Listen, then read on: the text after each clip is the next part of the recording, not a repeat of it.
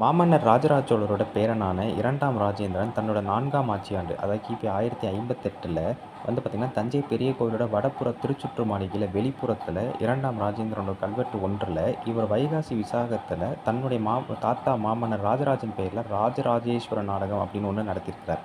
இது பார்த்தீங்கன்னா எப்படி சொல்லப்படுதுன்னா, இவர் ஆணை பிறப்பிற்றார். அப்ப தண்டநாயகன் படையோட தளபதியா இருந்த பரகேசரி பல்லவரையர்ங்கிறவர் கூறி, அதை திருமந்திரை ஓலை நாயகம், அதாவது ஓலை எழுதுகிற ஒரு மூத்த அதிகாரி என்ன பண்ணியிருக்காரு, கன்ஃபியூம் பண்ணியிருக்காரு. எதிரடி சோழ மூவேந்த வெள்ளாருங்கிறவர்.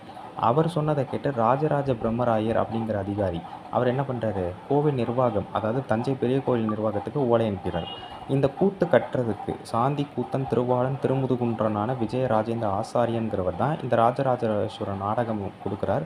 இவரோட குழுவுக்கு எல்லாருக்கும் சேர்த்து பண்டாரத்துலேருந்து ஒவ்வொரு வருஷமும் 120 களம், அதாவது 11,520 படி நெல் வழங்கணும் அப்படின்னு அந்த காலத்திலேயே 2ஆம் ராஜேந்திரன் ஆணை பிறப்பித்திருக்கார்.